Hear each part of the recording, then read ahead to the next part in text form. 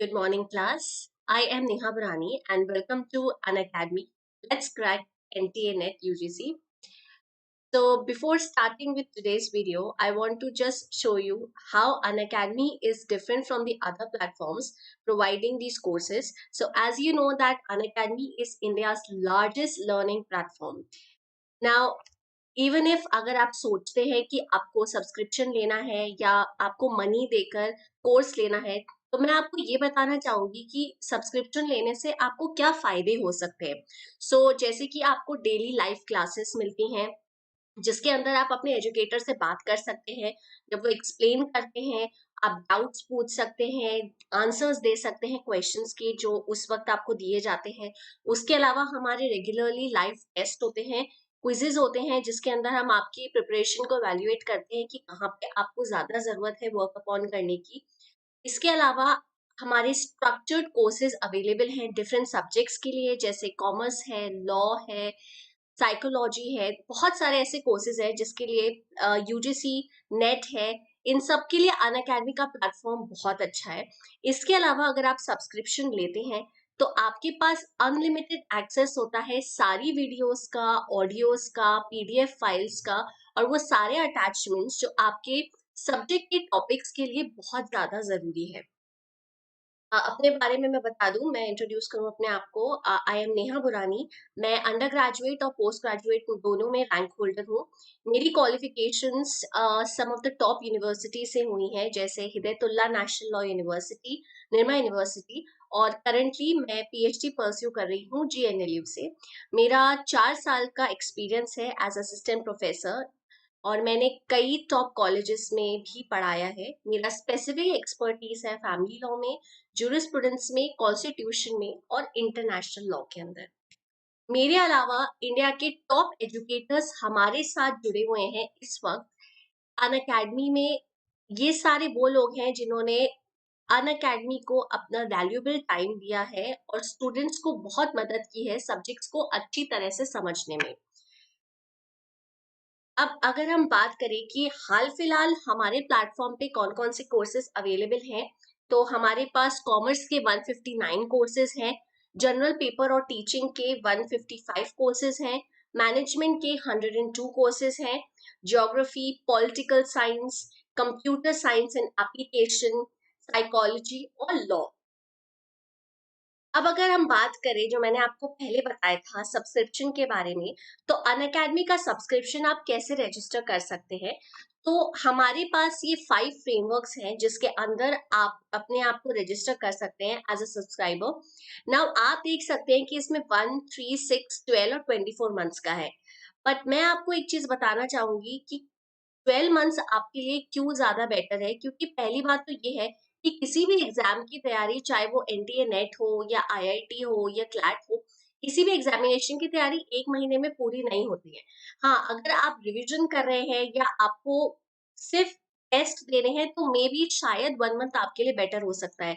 लेकिन आप कोई भी नॉर्मल तैयारी अगर देखते हैं कि हमें किसी एग्जाम की तैयारी करनी है, तो उसके लिए आपको कम से कम 6 मंथ टू 1 ईयर चाहिए to make sure that you qualify with flying colours.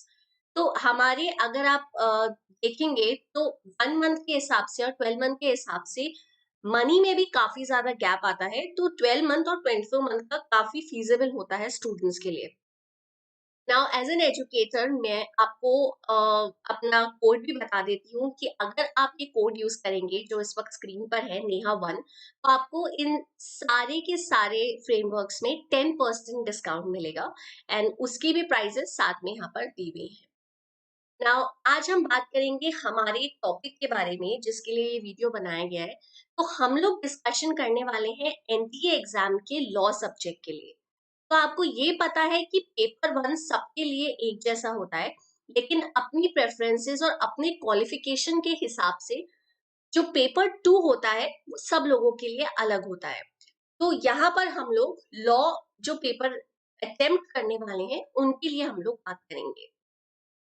तो पहले मैं आपको बता दूं एनटीए नेट के बारे में कि ये, as all of you know, ये साल में 2 बार होता है। और पहले ये थोड़ा सा इजी टू मीडियोकर होता था क्योंकि बहुत कम ऐसे सब्जेक्ट्स थे जिनके क्वेश्चंस पे फोकस किया जाता था। बट रिसेंटली लास्ट 3 इयर्स में हमने ये ट्रेंड देखा है कि एनटीए मीडियोकर से थोड़ा सा टफ हो गया है।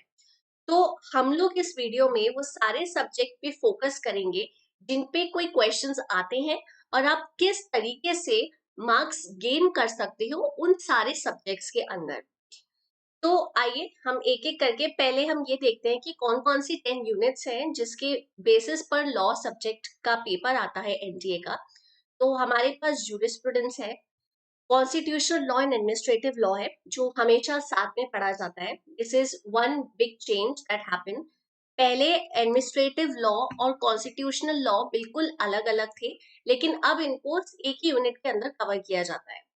उसके बाद में public international law and IHL, law of crimes, law of torts and consumer protection, commercial laws, family laws, environmental law and human rights, intellectual property rights and information technology law, and comparative public law. तो जो ये last के दो points हैं ये 2018 के newest addition है, और मैं आपको बताऊंगी कि ये एडिशन करने की जरूरत क्यों पड़ी, because you already have most of the courses जो कवर उन्होंने कर लिए हैं पेपर के अंदर। लेकिन अभी रिसेंट ट्रेंड को देखते हुए ये रियलाइज किया गया है कि आईपीआर और कंपैरेटिव पब्लिक लॉ की बहुत ज्यादा जरूरत है। तो let's start with the first topic, jurisprudence. अब पहले मैं आपको बता दूं, तीन चार ऐसे सब्जेक्ट्स हैं जो बहुत ज्यादा इंपॉर्टेंट है एनटीए में मार्क्स गेन करने की वजह से। तो सबसे पहला जो उसमें टॉपिक है वो है जूरिस्प्रूडेंस का। अब इसके साथ एक प्रॉब्लम ये है कि स्टूडेंट्स को लगता है ये टफ है, बट एक्चुअल में इस सब्जेक्ट के लिए आपको थ्योरेटिकल अंडरस्टैंडिंग नहीं चाहिए। यहाँ पर एनटीए ये देखना चाहता है कि आप इसके ऑथर्स को, इसकी डेफिनेशंस को कितने अच्छे तरीके से याद रख सकते हैं। तो आप जब क्वेश्चंस का ट्रेंड देखेंगे तो आपको ये चीज का रियलाइजेशन होगा कि एक्चुअल में जितने भी क्वेश्चंस हैं वो या तो ऑथर्स की डेफिनेशन पे है या स्कूल्स ऑफ जूरिस्प्रूडेंस पे है। तो एज आई सेड बहुत लेस फोकस होता है थ्योरेटिकल अंडरस्टैंडिंग पे। यहाँ पे हमारा आइडिया क्या रहता है, हम कीवर्ड्स याद करने की कोशिश करें जिसमें डेफिनेशंस और ऑथर्स की अंडरस्टैंडिंग, डेट्स, उन्होंने क्या बुक्स दी हैं उसके ऊपर ज्यादा फोकस किया जाता है। जो मेन एरिया है जिस पर क्वेश्चंस आते हैं जूरिस्प्रूडेंस के, तो वो आते हैं आपके स्कूल्स ऑफ जूरिस्प्रूडेंस के। तो जब हम आगे की वीडियोस में एक एक सब्जेक्ट स्टार्ट करेंगे तो मैं आपको बताऊंगी कि किस तरीके से, किस ट्रिक से आपको ये सारी चीजें लर्न करनी है ताकि आप उसे रिमेम्बर करके एग्जाम में सही आंसर कर सकें।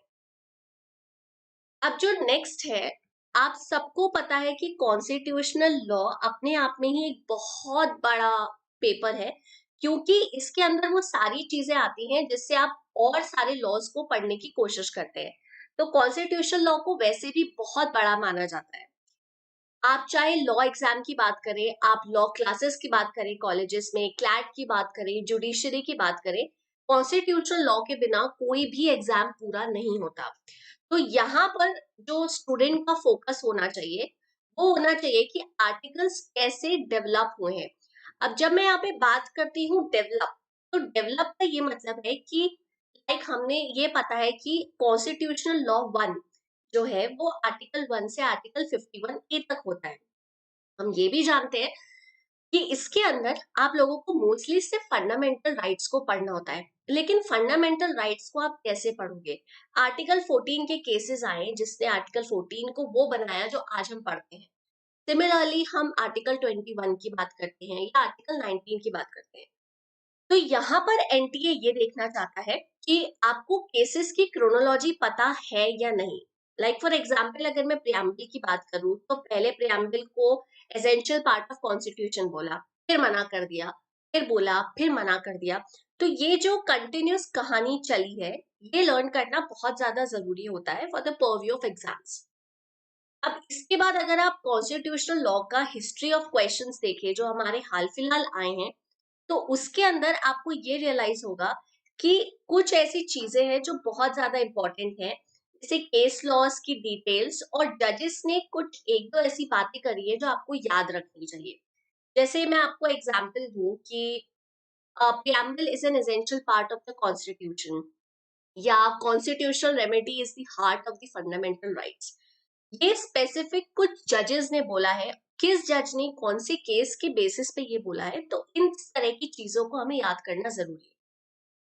जब हम कॉन्स्टिट्यूशन लॉ 2 की बात करते हैं, तो कॉन्स्टिट्यूशन लॉ 2 के अंदर आपके अपॉइंटमेंट्स आते हैं, इलेक्शन कमीशन आता है, इमरजेंसी आती है, फाइनेंशियल बिल्स आते हैं, सुप्रीम कोर्ट का कंस्ट्रक्शन आता है। तो वो हमें किस तरीके से लर्न करना है, आर्टिकल के अंडरस्टैंडिंग के बेसिस पे और केस एनालिसिस के बेसिस पे।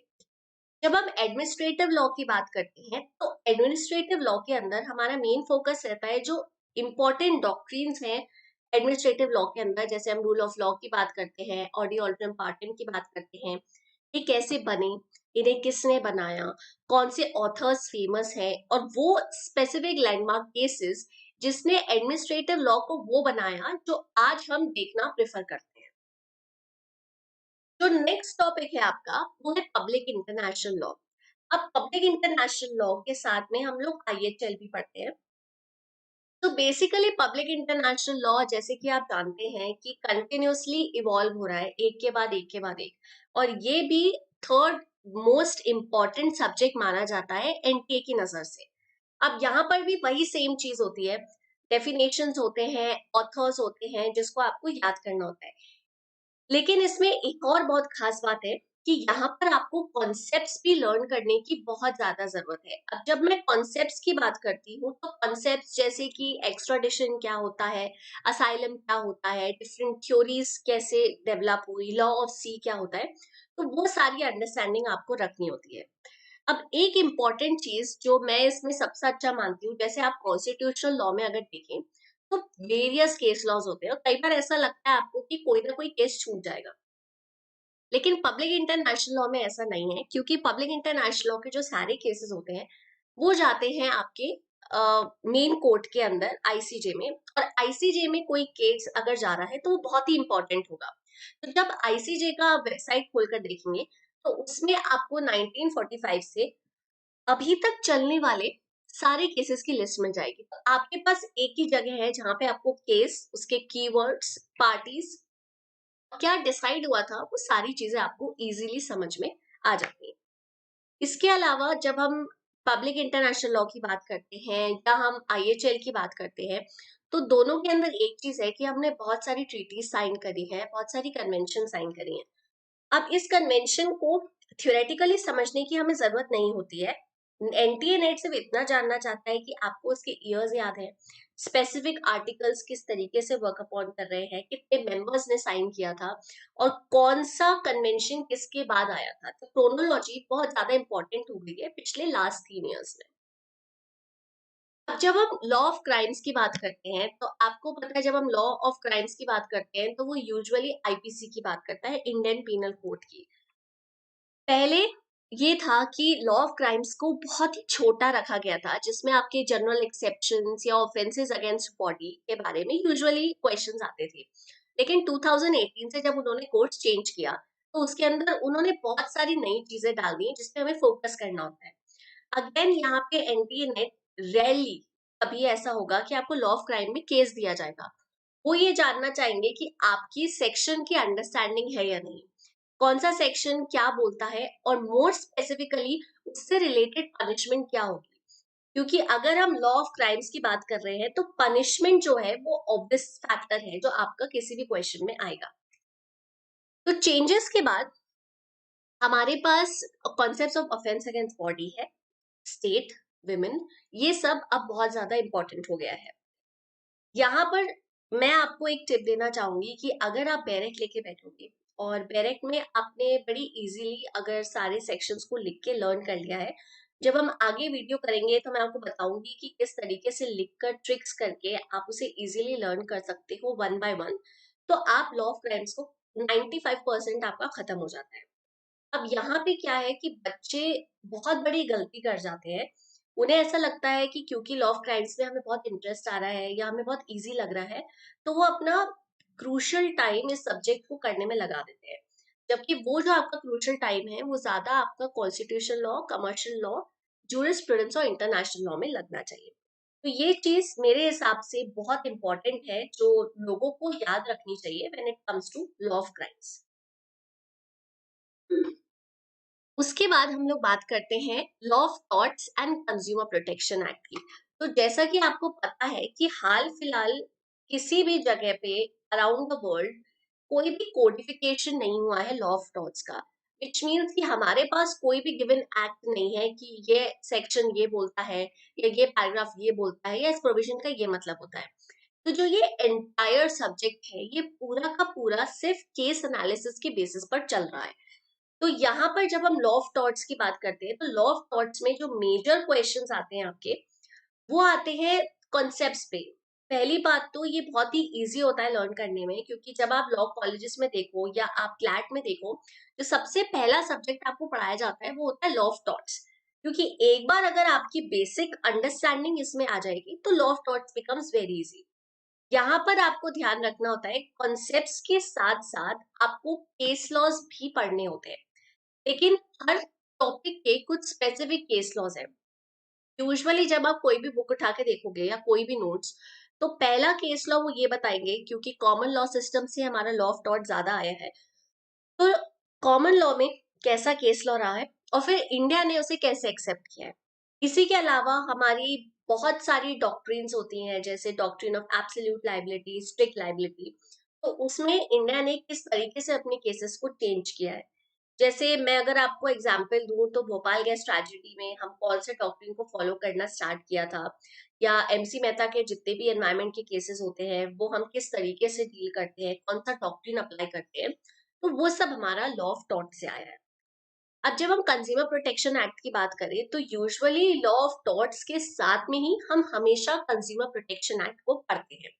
अब पहले जब कोर्स चल रहा था तो पहले कोर्स के अंदर सिर्फ basic rights and duties of consumer, punishment, अगर कंज्यूमर कोर्ट में जाते हो तो क्या मिलेगी, उसके ऊपर फोकस था। लेकिन जब 2018 में हमने चेंजेस किए तो उसके अंदर हमने मोटर व्हीकल एक्ट को बहुत ज्यादा तवज्जो दी। अब जब हम मोटर व्हीकल एक्ट की बात करते हैं तो मोटर व्हीकल एक्ट में आपके आता है स्पेसिफिक जो मार्क्स का फोकस रहता है वो होता है थर्ड पार्टी लाइबिलिटी, कि जब दो कार्स अगर क्रैश हुई हैं तो किस तरीके से वो लाइबिलिटी होती है, किस तरीके से पनिशमेंट होती है, क्या स्पेसिफिक राइट्स एंड ड्यूटीज होते हैं। यूजुअली क्वेश्चंस जो होते हैं वो इससे रिलेटेड आते हैं जब हम कंज्यूमर प्रोटेक्शन एक्ट के बारे में बात करते हैं। तो यहाँ पर आप लॉ ऑफ टॉर्ट्स की बेसिक डेफिनेशंस को याद कर सकते हैं। नेक्स्ट आता है कमर्शियल लॉज। अब कमर्शियल लॉज को स्टार्ट करने से पहले मैं आपको ये बताना चाहूंगी कि कमर्शियल लॉज में बहुत सारे छोटे छोटे एक्ट भी आते हैं, जैसे contract law, partnership act, sales of good act and negotiable instrument act. लेकिन अगर हम एनटीए नेट के पर्पज से देखें तो जो ज्यादा तवज्जो दी जाती है मार्क्स के बेसिस पे, वो हमेशा दी जाती है कॉन्ट्रैक्ट लॉ पे। तो अगर हम कॉन्ट्रैक्ट लॉ को देखें तो पहले सिर्फ कॉन्ट्रैक्ट 1 पे ज्यादा फोकस किया जाता था, जिसके अंदर आपका सेक्शन 10 से लेकर 30 तक में मोस्ट क्वेश्चंस आते थे। लेकिन अब काफी फोकस चला गया है कॉन्ट्रैक्ट 2 में, जिसमें इंडेमनिटी या गारंटी के बारे में हम लोग बात करते हैं। उसके बाद में हमारा जो मेन फोकस रहता है कमर्शियल लॉज के अंदर, वो आता है आपका बाकी sales of good act, partnership act, negotiable instrument, जैसे मैंने आपको बताया। खास बात यह है कि कॉन्ट्रैक्ट लॉ के लिए आपको कंसेप्ट भी पढ़ना बहुत जरूरी होता है, और इसी के साथ में जरूरी होता है कि आप लैंडमार्क केस लॉज को लर्न करो। कमर्शियल लॉज में ज्यादा केस लॉज नहीं है, लेकिन टॉपिक वाइज कुछ ऐसे केसेस हैं जो हमेशा यूज में आते हैं। जब हम बात करते हैं बाकी के छोटे एक्ट्स की, तो आप अगर डायरेक्ट खोल के बैठ जाएं और एक रीड थ्रू करें तो काफी चीजें ऑलरेडी अंडरस्टैंडेबल हो जाती है। ऐसा रेयरली होता है कि इन छोटे एक्ट्स में से आपका केस बेसिस कोई क्वेश्चन आए।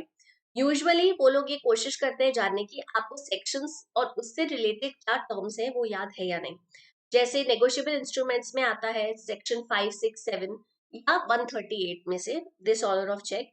सिमिलरली पार्टनरशिप एक्ट में पार्टनरशिप कैसे बनती है, किस तरीके से आप डील करते हो सेल्स ऑफ गुड एक्ट में, उसके ऊपर ज्यादा फोकस किया जाता है। तो यहाँ पर मैं आपको जरूर ये बताना चाहूंगी कि for the purpose of understanding, यहाँ पे बेयर एक्ट से अगर आप पढ़ो तो आपका मोस्ट काम इजीली हो जाता है।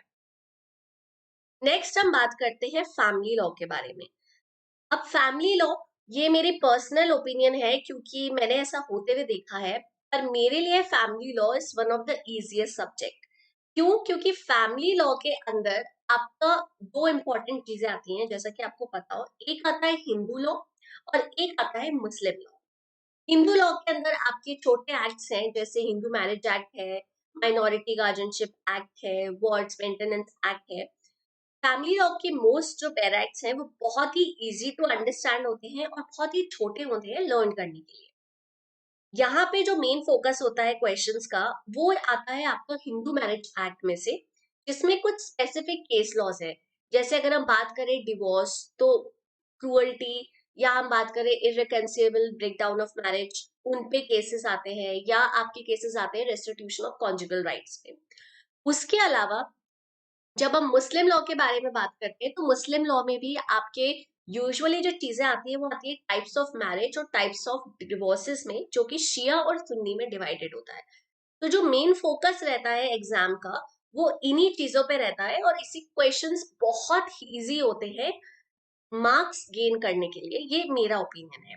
यहाँ पर आपको अगेन मैं रिपीट करूंगी कि बैरक की स्टडी बहुत ज्यादा जरूरी है, क्योंकि बहुत छोटे छोटे एक्ट हैं, तो आप इजीली इसे कवर कर सकते हो। और मेरे हिसाब से अगर आप एनटीए नेट की पढ़ाई लॉ सब्जेक्ट की अगर आप स्टार्ट करना चाहते हैं, तो family law is the first subject that you should dust it away with.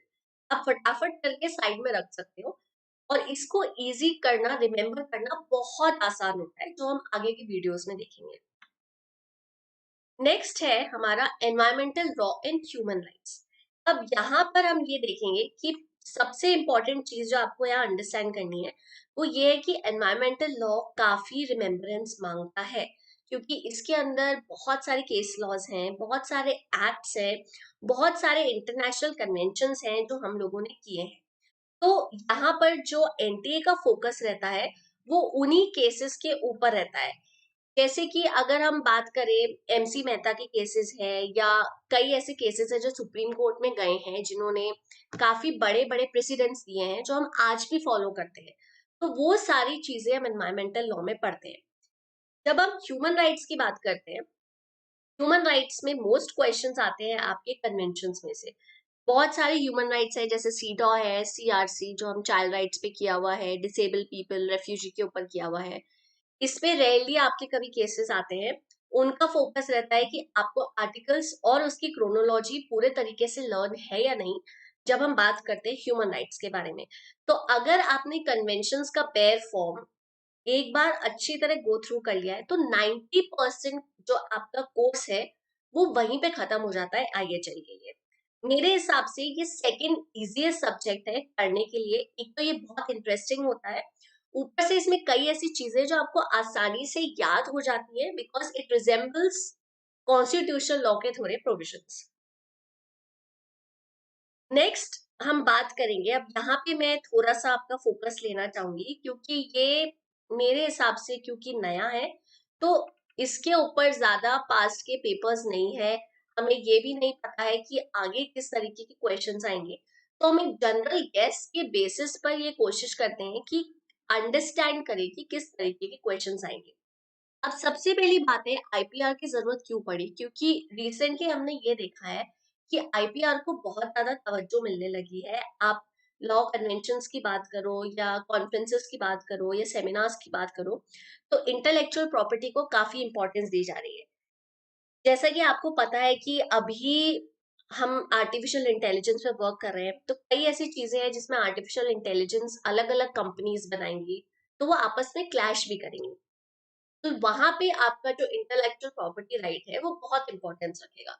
तो जब हम इंटेलेक्चुअल प्रॉपर्टी राइट की बात करते हैं, तो इंटेलेक्चुअल प्रॉपर्टी राइट, पहली बात तो न्यूएस्ट एडिशन है नेट का, आप कोई भी स्टेट एग्जाम उठा के देख ले या नेट उठा के देख ले, आईपीआर अभी सब में ऐड हो गया है। आईपीआर के अंदर आपके अगेन एक्ट्स आते हैं, जैसे आप trademark, patents, copyright, geographical indication, ये सब पढ़ते हैं। अब क्योंकि ये नया है, तो एनटीए ने कोई बहुत बड़ा फोकस इस पे अभी नहीं दिया है। उन्होंने ये बोला है कि आपको बेसिक अंडरस्टैंडिंग आनी चाहिए डेफिनेशंस की, कि ये सारे जो अलग अलग इंटेलेक्चुअल प्रॉपर्टी है, ये किस तरीके से आते हैं, किस तरीके से इनको यूज किया जाता है। उसके बाद जो फोकस रहता है वो फोकस रहता है कि किस तरीके से पनिशमेंट होगी अगर किसी ने इसका वायलेशन किया है। रजिस्ट्रेशन किस तरीके से होगा, जैसे अगर मैंने नया पेटेंट बनाया है तो किस तरीके से उसे मैं वर्क करना चाहूंगी या मुझे क्या क्या प्रोसेस से जाना पड़ेगा। अभी फिलहाल इंटेलेक्चुअल प्रॉपर्टी में इसी तरीके के क्वेश्चंस आते हैं।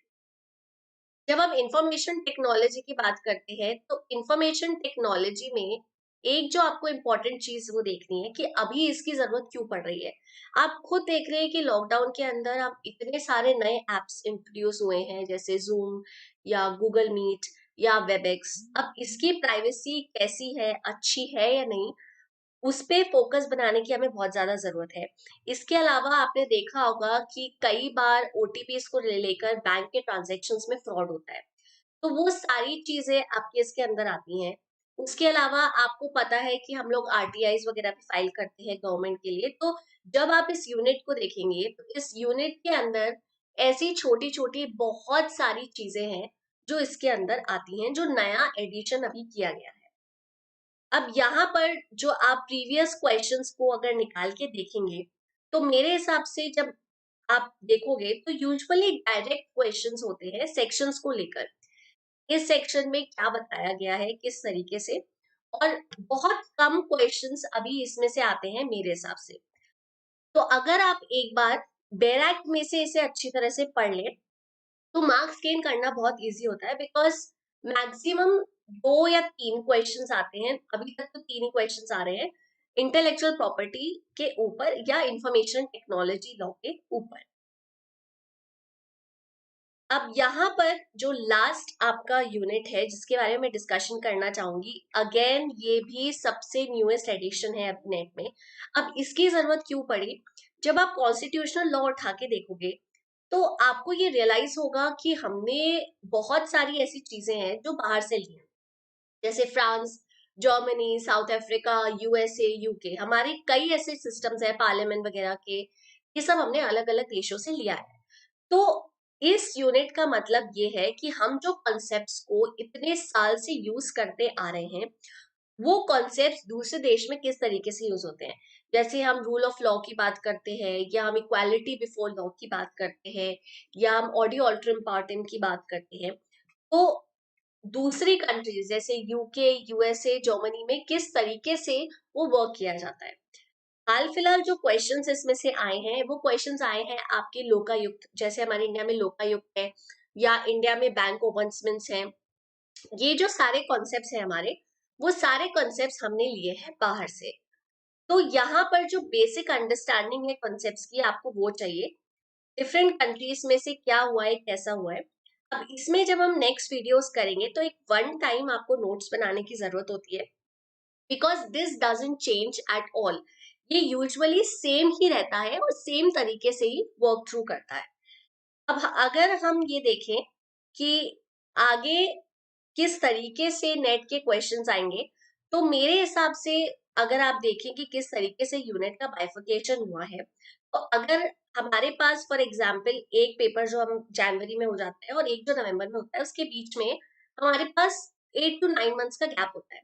तो वहां पे आपको ये बाइफिकेशन करना होता है कि आपको ये कोशिश करनी है कि constitutional law, jurisprudence, international law, ये आपका अच्छी तरह से हो जाए, क्योंकि जो आपका 50 to 60% कोर्स होता है वो इसी में से ही आता है। उसके बाद में जैसे जैसे आपको इजी लगता जाए आप एक एक करके सब्जेक्ट उठा सकते हैं। तो जैसा कि मैंने आपको बताया, आप फैमिली लॉ उठा सकते हैं, नहीं तो फैमिली लॉ अगर आपको नहीं करना तो आईएचएल या ह्यूमन राइट्स बहुत इजी होता है करने में, आप उसको उठा सकते हैं।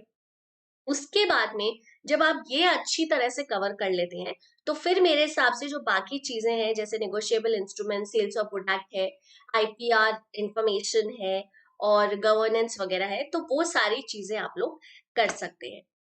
अब इसके अलावा मैं आपको ये बताना चाहूंगी कि अनअकैडमी का खुद का यूट्यूब चैनल है जिसको आप लाइक कर सकते हैं, सब्सक्राइब कर सकते हैं। हमारे पास हमारा खुद का टेलीग्राम ग्रुप है जिसको आप ज्वाइन कर सकते हैं। और मैं अगेन आपको बताना चाहूंगी कि अगर आप सब्सक्रिप्शन लेना चाहते हैं तो आप मेरा कोड यूज कर सकते हैं नेहा1, और आपको 10% का डिस्काउंट अनअकैडमी की तरफ से मिलेगा। तो नेक्स्ट वीडियोस में हम लोग एक एक करके इन सब्जेक्ट्स को लेकर कोशिश करेंगे ताकि आपको पूरे तरीके से अंडरस्टैंडिंग हो जाए। Thank you so much.